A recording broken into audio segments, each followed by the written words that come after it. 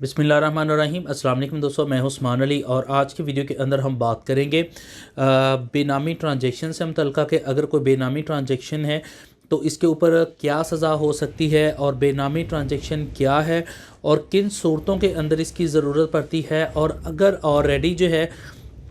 आप बेनामी ट्रांजैक्शन करवा चुके हैं, प्रॉपर्टी परचेज़ आपने की है, किसी और के नाम के ऊपर करवाई हुई है, तो आपने कब करवाई है और कब तक आप उसको अपने नाम के ऊपर करवा सकते हैं जिसके अंदर आपके लिए कोई ऑफेंस जो है वो मेड आउट ना हो। तो आज की वीडियो के अंदर हम इस टॉपिक के ऊपर डिटेल से बात करेंगे। तो मौजू की तरफ जाने से पहले सब दोस्तों से गुजारिश है कि अगर आपने अभी तक हमारे यूट्यूब चैनल को सब्सक्राइब नहीं किया है तो वीडियो के नीचे एक रेड कलर का सब्सक्राइब का बटन आ रहा होगा, उसके ऊपर क्लिक करके सब्सक्राइब कर लीजिएगा और साथ बेल आइकन को भी दबा दीजिएगा ताकि जब भी हमारी कोई लेटेस्ट वीडियो आए तो उसके नोटिफिकेशन आप तक पहुँचते रहें। देखिए, सबसे पहले हम बात कर लेते हैं कि बेनामी ट्रांजैक्शन है क्या और इसकी ज़रूरत क्यों पेश आती है। देखिए, बेनामी क्या होती है कि अगर मेरे पास पैसे मौजूद हैं और मैं कोई प्रॉपर्टी जो है वो परचेज़ करता हूँ, परचेज़ मैं कर रहा हूँ, वो रकम मैं अदा कर रहा हूँ, लेकिन मैं उसको किसी और शख्स के नाम के ऊपर जो है वो रजिस्टर करवा रहा हूँ, उसके नाम के ऊपर मुंतकिल करवा रहा हूँ और उसका बेसिकली बेनिफिशरी जो है वो मैं ही हूँ और मैंने ही उसको परचेज़ किया हुआ है। ताहम मैंने सिर्फ़ किसी और नाम बंदे के नाम के ऊपर उसको मुंतकिल करवाया हुआ है। अमूमी तौर के ऊपर जो बेनामी ट्रांजैक्शंस हैं, ये इनकी ज़रूरत जो है वो उस वक़्त पेश आती है कि या लोग जो है वो अमूमी तौर के ऊपर उस वक़्त बेनामी ट्रांजैक्शंस करते हैं जब किसी के अगेंस्ट जो है वो ऑलरेडी कोर्ट के अंदर केस चल रहा हो और इस चीज़ का अंदेशा हो कि अगर मैं प्रॉपर्टी जो है वो परचेज़ करूँगा या उसके ख़िलाफ़ ऑलरेडी कोई डिग्री हो चुकी है तो वो कि मैं अगर प्रॉपर्टी परचेज़ करके अपने नाम के ऊपर करवाता हूँ तो क्योंकि मेरे अगेंस्ट जो है वो ऑलरेडी जो है वो एक अदालती डिग्री मौजूद है या उसको अंदेशा है कि मेरे अगेंस्ट जो है वो अदालती डिग्री होगी और मैं उसको पे नहीं करना चाहता, तो वो क्या करेगा, उसको पता है कि मेरी प्रॉपर्टी जो है वो अदालत बेच के दूसरे फरीक को जो है वो इसके ऊपर अदायगी कर देगी, तो वो अपनी प्रॉपर्टी किसी और शख्स के नाम के ऊपर जो है वो ख़रीद कर लेता है। यानी ख़रीद खुद कर रहा है, रकम खुद अदा कर रहा है, लेकिन उसको रजिस्टर या उसके नाम जो मुंतकली है वो किसी और के नाम के ऊपर करवाता है, ताहम बेनिफिशरी जो है वो खुद ही है। या अमूमी तौर के ऊपर जो है वो जो लोग बैरून मुल्क के अंदर मौजूद हैं वो अपने अजीज़ कारब को कह देते हैं कि जनाब हम जो है वो आपको पैसे जो है वो भिजवा देते हैं और पैसे जो है वो भिजवाने के बाद जो है आप प्रॉपर्टी अपने नाम के ऊपर करवा लें और जब हम आएंगे तो अपने नाम के ऊपर प्रॉपर्टी करवा लेंगे। यहाँ पर मैं बताता चलूँ कि अगर कोई शख्स जो है वो बैरून मुल्क के अंदर मौजूद है तो वो बैरून मुल्क के अंदर रहते हुए भी प्रॉपर्टी पाकिस्तान में परचेज़ कर सकता है और उसका कोई नुमाइंदे के तौर के ऊपर शख्स जो है वो पेश होगा। इसका कंप्लीट प्रोसीजर क्या है, क्या क्या चीज़ें हैं, इसके ऊपर मैं ऑलरेडी डिटेल वीडियो बना चुका हूँ। मेरे यूट्यूब चैनल के में भी ये वीडियो मौजूद है, इसका लिंक आपको वीडियो की डिस्क्रिप्शन में भी मिल जाएगा और इस वीडियो के लास्ट के ऊपर भी मिल जाएगा। तो जो कोई शख्स जो है वो बैरून मुल्क के अंदर मौजूद है तो वो पाकिस्तान के अंदर प्रॉपर्टी परचेज़ कर सकता है, उसको आने की ज़रूरत नहीं है। अब यहाँ पर सवाल आ जाता है कि अगर जो है वो प्रॉपर्टी उसने ऑलरेडी परचेज़ की हुई है, किसी के नाम के ऊपर है, तो क्या वो अपने नाम करवा सकता है और अगर जो है वो क्या इन फ्यूचर भी इसको करवाया जा सकता है। तो यहाँ पर मैं बताता चलूँ कि बेनामी ट्रांजैक्शन प्रोहिबिटेड एक्ट 2017 है जिसके अंदर जो है वह 2017 में ये कानून जो है वो लागू किया गया है और उसके बाद अब ये एक जुर्म है किसी भी प्रॉपर्टी को आप ख़ुद पेमेंट कर रहे हैं लेकिन किसी और के नाम के ऊपर मुंतकिल करवाना, क्योंकि ये ज़्यादातर जो है वो इलीगल काम के लिए यूज़ किया जाता है और किसी ने अपनी ट्रांजैक्शन जो है या कोई वाइट मनी जो ब्लैक मनी है उसको छुपाने के लिए या क्योंकि पाकिस्तान के अंदर जो है वो पिछले सालों के अंदर बहुत सारी इलीगल एक्टिविटीज़ हैं, टेररिज्म थी और उनकी जो फंडिंग है वो इन्हीं तरीक़ों के साथ जो है वो हो रही थी। सो इसलिए जो है वो 2017 के अंदर बेनामी ट्रांजैक्शन प्रोहिबिटेड एक्ट जो है वो 2017 जो है वो पास किया गया और उसके तहत जो है वो ये इसको जुर्म करार दिया गया। अब यहाँ पर हम पहले बात कर लेते हैं कि क्या कौन शख्स जो है वो इसके ऊपर इन्वेस्टिगेट कर सकता है, इसके ऊपर किस तरह से अदालत के अंदर केस चलेगा, क्या सज़ा हो सकती है। उसके बाद हम बात करते हैं कि अगर किसी ने बेनामी ट्रांजैक्शन की हुई है तो किस तरह से वो अपने नाम के ऊपर मुंतकिल करवा सकता है, अगर नहीं करवा सकता तो किन सूरतों में नहीं करवा सकता।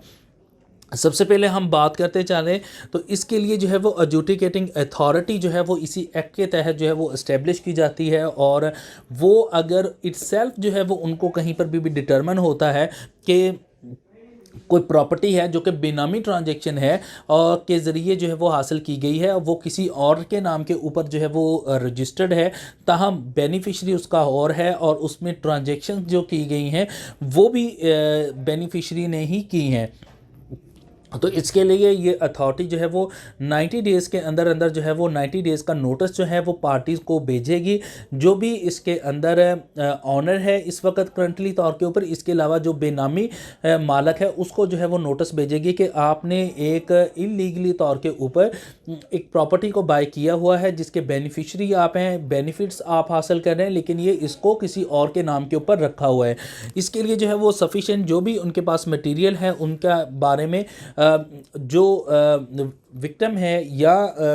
सॉरी अक्यूज़ड है उसको जो है वो इसके ऊपर आगाह करेगी और एक नोटिस फॉरवर्ड करेगी और इसके ऊपर इंक्वायरी कंडक्ट करेगी। और नोटिस फॉरवर्ड करने के बाद अगर उस चीज़ का अंदेशा हो अथॉरिटी को कि ये प्रॉपर्टी जो है वो किसी दीगर शख्स को जो है वो फ़रोख्त ना कर दे, तो जो कम्पिटेंट रेवेन्यू अथॉरिटी है उनको नोटिस जारी कर सकती है कि आप इसके ऊपर जो है वो इसको अटैच कर दें या आप इसको जो है इसके ऊपर स्टे ग्रांट कर दिया जाता है और इसको फर्दर सेल आउट से जो है वो रोका जा सकता है। और ये जो एडजुडिकेटिंग अथॉरिटी है उसके पास राइट मौजूद है। इसके बाद जो है वो इंक्वायरी कंडक्ट करेगी और इंक्वायरी के अंदर अगर इस चीज़ के ऊपर जो अथॉरिटी है उनको लगता है कि वो जो प्रॉपर्टी है वो वाकई तौर के ऊपर वो एक इलीगल के तौर के ऊपर बेनामी ट्रांजैक्शन के ज़रिए हासिल की गई है, तो इसके ऊपर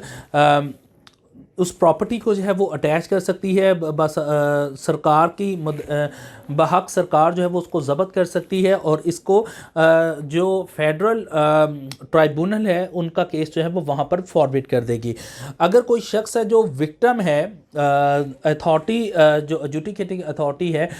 उसके ऑर्डर के अगेंस्ट उसको ग्रीवेंस है, अग्रीव्ड पार्टी है, वो विद इन 45 डेज़ के अंदर अंदर जो फेडरल ट्राइब्यूनल है, फेडरल ट्राइब्यूनल के अंदर केस फाइल करेंगे कि ये जो एडजुडिकेटिंग अथॉरिटी है इन्होंने जो डिसीजन किया है वो फैक्ट्स और लॉ के अगेंस्ट है। तो इसके ऊपर जो है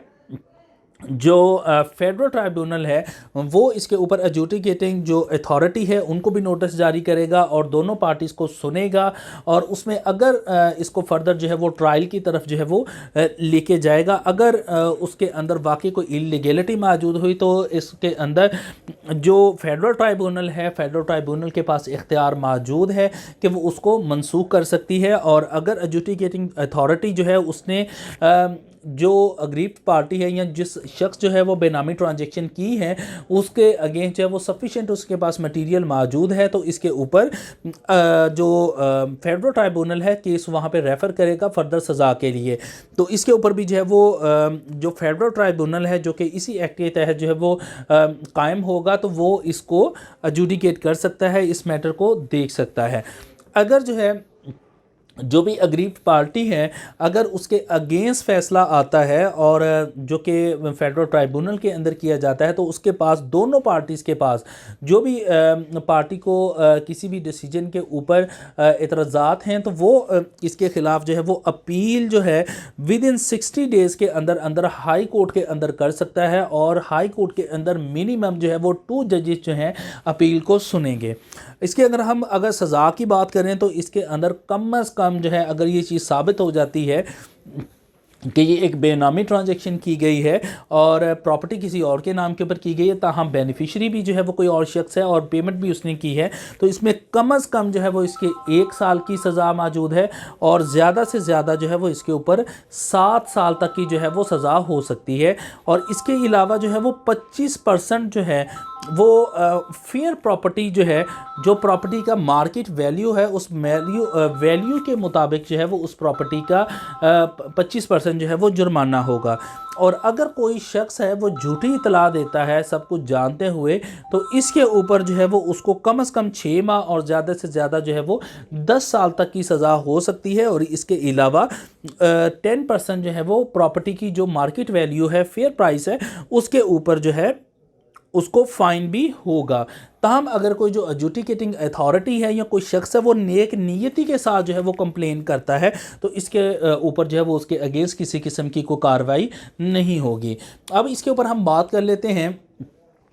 कि अगर कोई शख्स है उसने बेनामी ट्रांजैक्शन इस वक्त की हुई है, वो 2017 के बाद अगर की है, तो इसमें बेहतर है कि वो अब जिस शख्स के नाम के ऊपर उसने प्रॉपर्टी की है, इन फैमिली के तौर पर दोस्तों के ज़रिए, अजीज़ व अकारब के ज़रिए जो है वो उसे निगोशिएबल करके अपने नाम के ऊपर उसको मुंतकिल करवा ले। अगर वो इस चीज़ के ऊपर एतराज़ है कि जिस बंदे के नाम के ऊपर उसने प्रॉपर्टी करवाई है वो अब इनहराफ कर गया है प्रॉपर्टी करवाने के लिए, तो इसके लिए जो है वो प्रॉब्लम जो है वो डेफिनेटली जो है वो क्रिएट होगी। अगर वो अदालत के अंदर आता है तो इसमें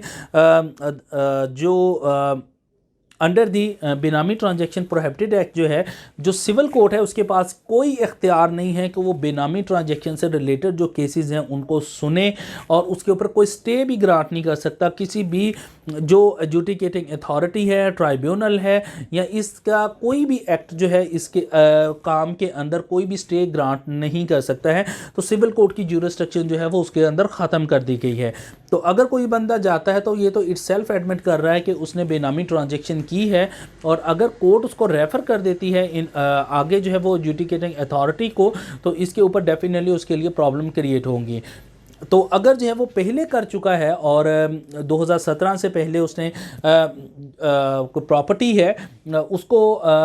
किसी और शख्स के नाम के ऊपर मुंतकिल किया है, तो इसके लिए उसको स्ट्रॉन्ग रीज़न के साथ जो है वो अदालत के अंदर जाना पड़ेगा कि उसका मोटिव क्या था, और इसके अलावा उसकी ट्रांजैक्शंस की पोजेशन के हवाले, पोजेशन ऑफ दी डॉक्यूमेंट के हवाले से उसके पास एविडेंस होनी चाहिए कि उसका मोटिव क्या था, क्यों उसने किसी और शख्स के नाम के ऊपर मुंतकिल करवाई है, ट्रांजैक्शन जो उसने की है उसके एविडेंस उसके पास होनी चाहिए। इसके अलावा प्रॉपर्टी का पोजेशन उसके पास होना चाहिए, और ओरिजिनल जो डॉक्यूमेंट है उस प्रॉपर्टी के वो भी उसके पास होने चाहिए। देन जो है वो उसको कोर्ट में जा सकता है। लेकिन इसमें बेहतर है कि अगर किसी ने अपने रिलेटिव के नाम के ऊपर प्रॉपर्टी करवाई हुई है, जिस तरह से कोई बैरून मुल्क में मौजूद है और उसने पैसे भेज दिए थे कि आप अपने नाम के ऊपर मुंतकिल करवा लें और मैं जो है वो वापस आऊँगा तो अपने नाम के ऊपर करवा लूँगा, तो इस सूरत के अंदर अगर 2017 से पहले उसने करवाई हुई हैं तो उसको अपने नाम के लिए करवाने के लिए चैलेंज कर सकता है। तो आई होप जो है वीडियो आपके लिए हेल्पफुल रही होगी। इससे मुतल्लिक़ अगर आपका कोई सवाल है तो आप वीडियो के नीचे कमेंट करके पूछ सकते हैं। Thank you for watching and अल्लाह हाफ़िज़।